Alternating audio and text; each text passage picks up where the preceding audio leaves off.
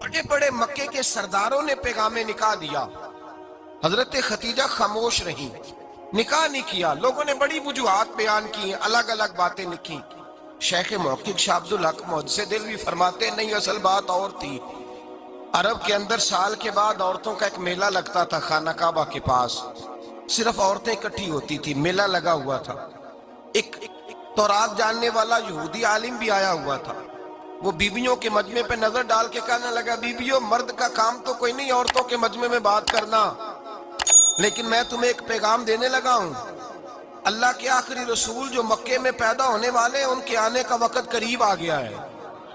وہ be be بڑی خوش نصیب ہوگی جنہیں ان کی رفاقت ملے گی۔ عورتوں نے جب دیکھا کہ مرد آ گیا عورتوں کے میلے میں تو انہوں نے ڈانٹا جھڑکا، کہا چل اٹھا اپنی کتابیں اور نکل جا۔ حضرت خدیجہ کہتی ہیں باقیوں نے ڈانٹا پر میں نے بات پلے سے باندھ لی، میں نے پلے سے باندھ لی اور میں انتظار کرنے لگی کہ اللہ کرے وہ نصیب میرے ہی ہو، اللہ کرے مقدر میرا ہی کھلے۔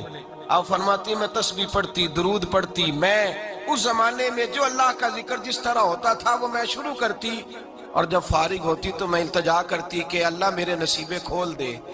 کہتی ہیں آہستہ آہستہ آہستہ آہستہ میں حضور کی تعریف سننے لگی، آہستہ آہستہ تعریف سننے لگی۔ نبی پاک صادق ہیں، امین ہیں، سچے ہیں، دیانتدار ہیں، اس برے اور میلے معاشرے میں بھی وہ سب سے اعلیٰ بھی ہیں اور سب سے اجلے بھی ہیں، وہ سب سے پاکیزہ ہیں۔ میں سننے لگی تعارف، آہستہ آہستہ میں ان کی گرویدہ ہونے لگی۔ ادھر نبی پاک صلی اللہ علیہ وسلم اپنے چچا جناب ابو طالب کے پاس رہتے تھے، قحط آ گیا، حالات بگڑ گئے۔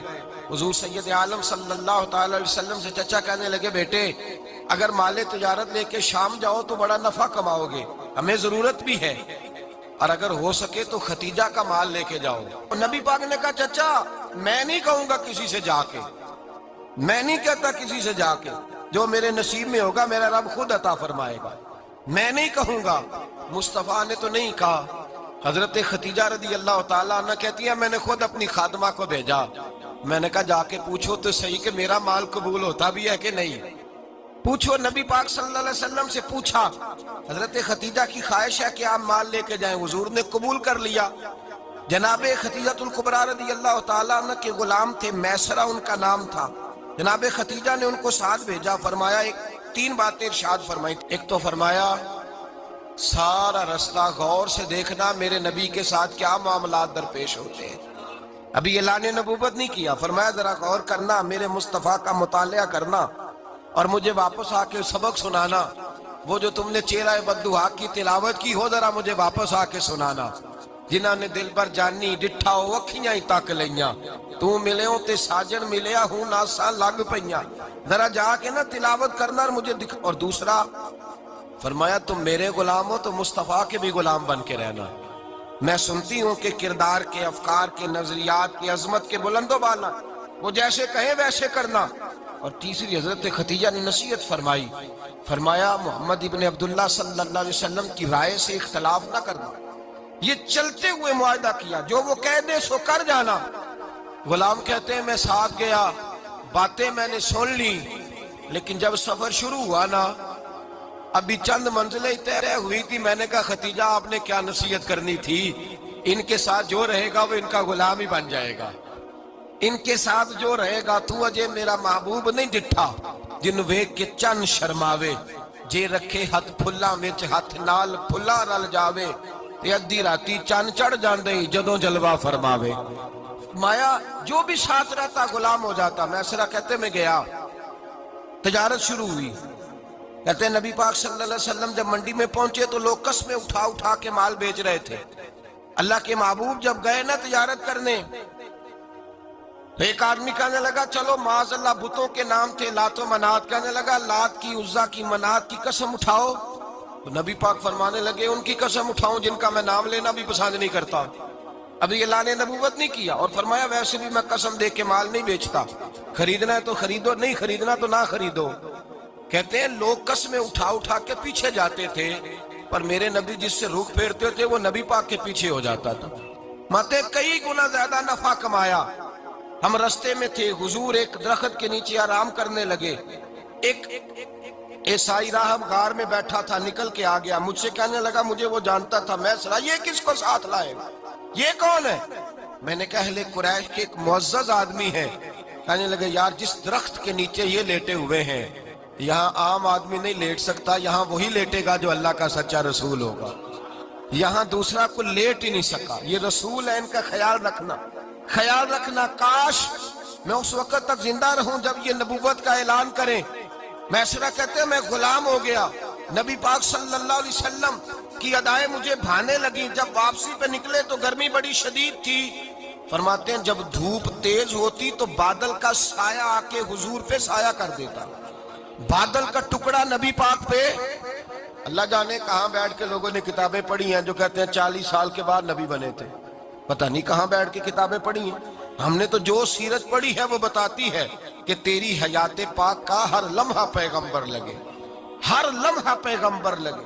یہاں تو وہ لوگ جو کئی سال پہلے 20 اور 25 سال پہلے حضور سید عالم صلی اللہ علیہ وسلم کی رفاقت میں رہے، وہ اعلان کر لوگ پتہ نہیں کہاں بیٹھ کے کتابیں پڑھتے ہیں، کہاں بیٹھ کے۔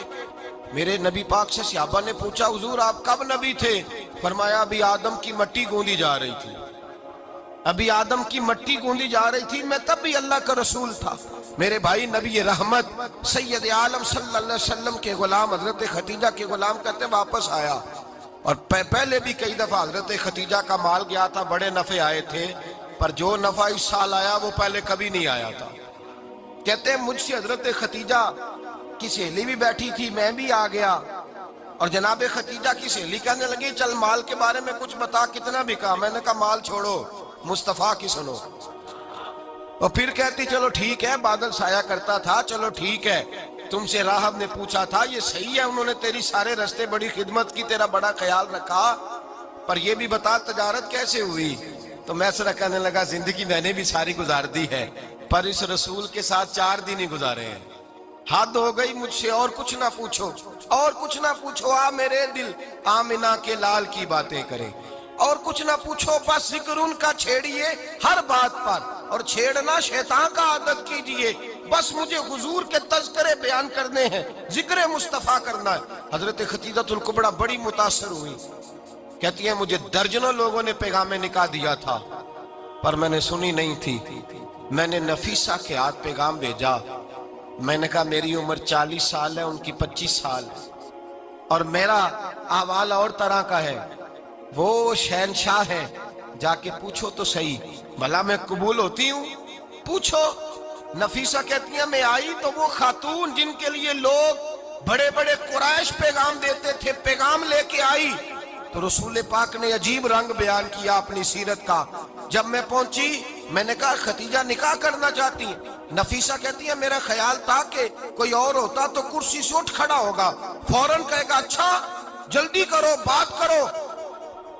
جب میں نے آ کے کہا نا حضور خدیجہ نکاح کرنا چاہتی ہے، تو نبی پاک نے میری طرف دیکھا، فرمایا وہ کہتی ہیں کہ تم کہتی ہو؟ کہا وہ کہتی ہیں۔ تو حضور نے فرمایا ٹھہر جاؤ، میں اپنے چچا سے پوچھ کے بتاؤں گا، میں مشورہ کروں گا، میں پوچھ کے بتاؤں گا۔ آج بچوں کو کچھ سبق بڑے یاد ہیں، کہتے ہیں پسند کی شادی کرنا حضرت صاحب ناجائز ہے، پسند کی شادی کرنا کوئی ناجائز ہے؟ اور میں نے کہا بھائی صرف ایک ہی جائز چیز رہ گئی، اور کوئی شے جائز نہیں، یہ ایک ہی جائز چیز ہے جس کا فتویٰ سارے نوجوان پوچھتے پھرتے ہیں، سارے رانجے بنے پھرتے ہیں، مجنو بنے پھرتے ہیں، سارے مئی وال ہو گئے۔